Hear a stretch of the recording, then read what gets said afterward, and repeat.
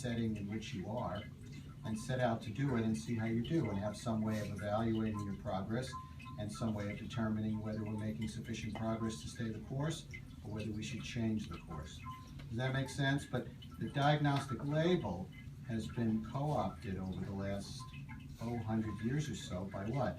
By institutions who insist that the label be used to determine eligibility for service, or by educational settings who determine that certain labels are necessary for qualification for programming, right? And so when that happens, you create all kinds of dilemmas because diagnostic criteria are always changing. And autism is an interesting one because when terms change, like the term Asperger has left the diagnostic protocol, and yet there are still a lot of organizations and institutions that use that term.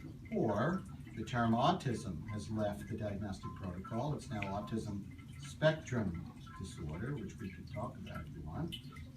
But the word autism is still written into the educational law, the federal educational law. It doesn't say autism spectrum, and it's never said Asperger.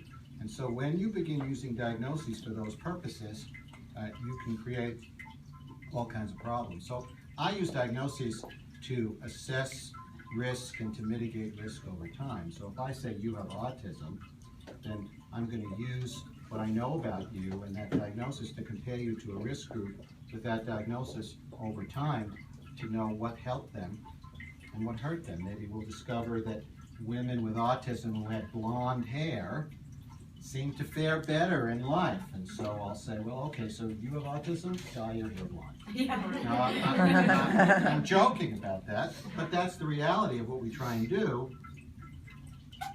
is understand not symptoms, but risk and protective variables, and try and appreciate what your course might be and how I might reduce the impairment you experience. And really our treatment, and I'll go off on some tangents and then I'll come back, but really our treatment is focused on reducing impairment, not necessarily reducing symptoms. Does that make sense? You know, if you have autism, you will always have autism. You don't outgrow it unless you're Jenny McCarthy's kid. You somehow grow out of it if you ever had it. But you'll always have it. But that isn't the target of our intervention. The target of intervention is impairment. It's reducing impairment. I really don't care whether you have 1 symptom or 10 symptoms, or my goal is to reduce impairment. And one of the dilemmas we've had with diagnostic protocol is that the symptoms that define and describe a child may not be the same symptoms that define and describe an adult. And the new DSM still doesn't have adult criteria for autism, but that will happen probably in the next DSM. And it's already happened with conditions like ADHD, where you meet the diagnostic criteria for the condition, and then you turn 18, and all of a sudden you don't meet the criteria anymore because the symptom protocol changed and you don't fit that symptom protocol.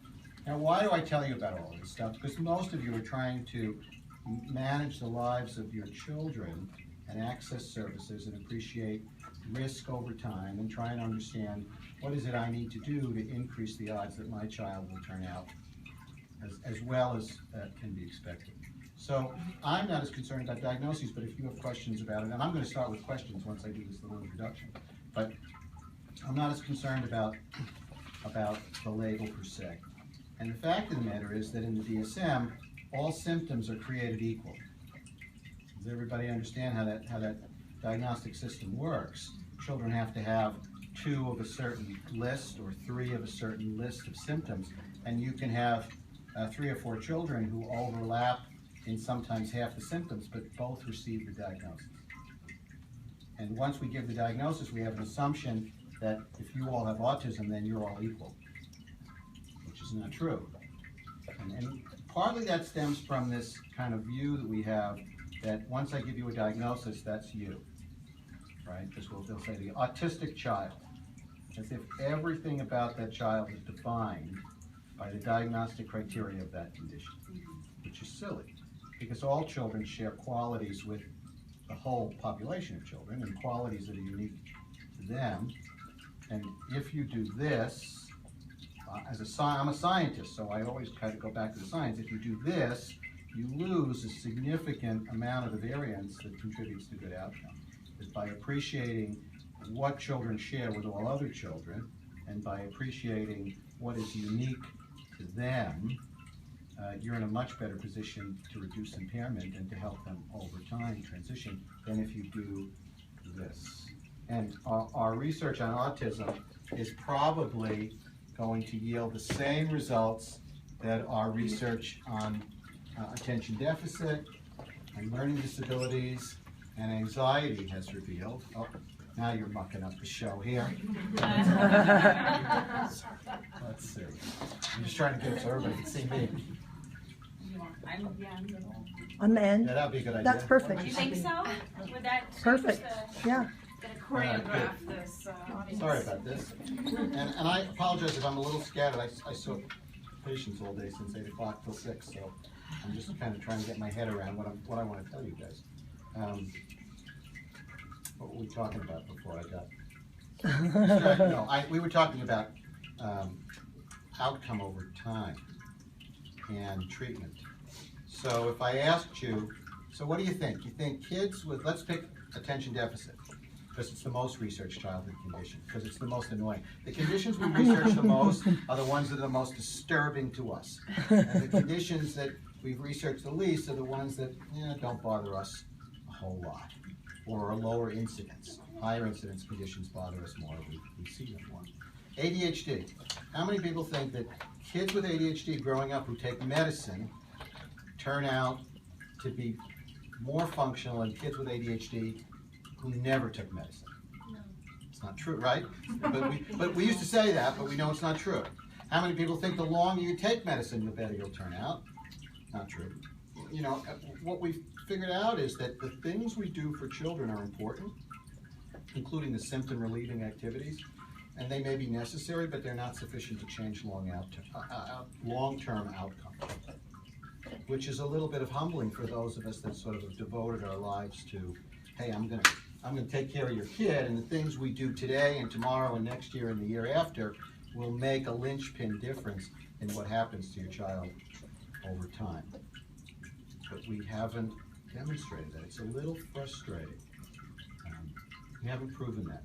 What we have proven is that the same qualities that lead to a happy, functional life for neurotypical children are also equally important in the lives of neuroatypical children. I use that word neurotypical, neuroatypical, maybe genetic typical, genetic atypical. So that's interesting. So sometimes the very most helpful things we can do for children, the things that really represent ordinary magic, are right in front of us. But children struggle to access those because of their limitations.